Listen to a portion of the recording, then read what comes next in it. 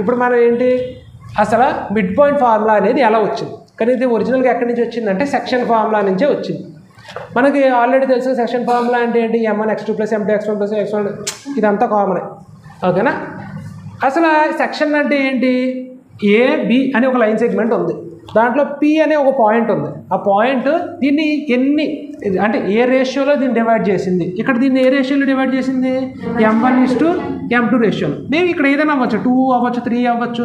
అంటే ఇది 2 ముక్కలు అయితే అది 3 ముక్కలు, మొత్తం కలిపి ఎంత 5. అలాగే మీకు అర్థమైంది కదా, ఎన్ని ముక్కలు విడగొట్టడం దాన్ని సెక్షన్. సెక్షన్ అంటే ఏంటి, ముక్కలు చేయడం. ఓకేనా? ఇప్పుడు ఒకసారి ఆలోచించండి, ఇక్కడ ఏమన్నాడు, ఇక్కడ మిడ్ పాయింట్ అన్నాడు. ఓకేనా? మిడ్ పాయింట్ అంటే ఏమవ్వాలి, మధ్యలో ఉండాలి. అంటే దీని ముక్కలు ఎలాగవుతాయి,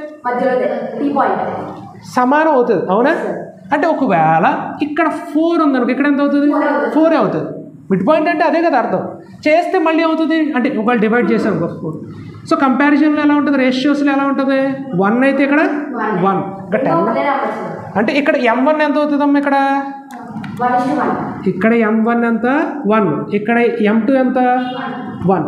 ఒకసారి ఆ ఫార్ములా ఉంది కదా, ఆ ఫార్ములాలోకి సేమ్ ఇది అప్లై చేసేద్దాం.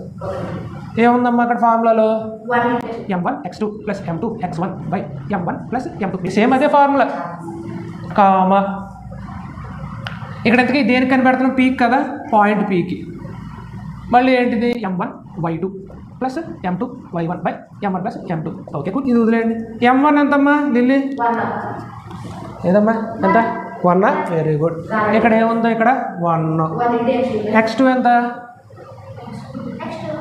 x2 కంగారు పడక్కర్లేదు. అంటే ఇక్కడ ఏని x1, y1 అనుకుందాం. ఇదెంత బీది x2, y2. అంతేనా? ఇందులో మీకు ఇబ్బంది ఏం లేదు కదా. ఓకే, మనకు తెలియదు కాబట్టి కోఆర్డినేట్స్ మారుతూ ఉంటాయి.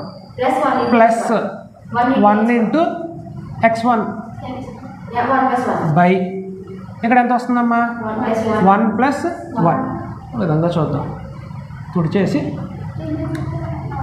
బాగా అనిపిస్తుందనమ్మా, అంతే, అంతకుమించి ఏం లేదు. ఇక్కడ ఏముంది, m1 ఎంత, 1 × y2 ప్లస్ 1 × y1. ఓకేనా? బై 1 + 1 చేస్తే ఎంత వస్తుందమ్మా, 1 × x2 ఎంత అవుతుంది, x2. ఏంటమ్మా ఏమైంది, ఇది ఎంతమ్మా, x1 / 2.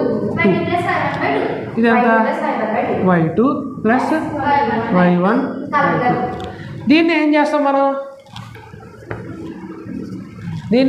అరేంజ్మెంట్ జనరల్గా ఏంటంటే 1 తర్వాత 2 వస్తే బాగుంటుంది అని చెప్పేసి ఫార్ములాలో ఏం రాస్తారు, x1 + x2 / 2 y1 + y2 / 2.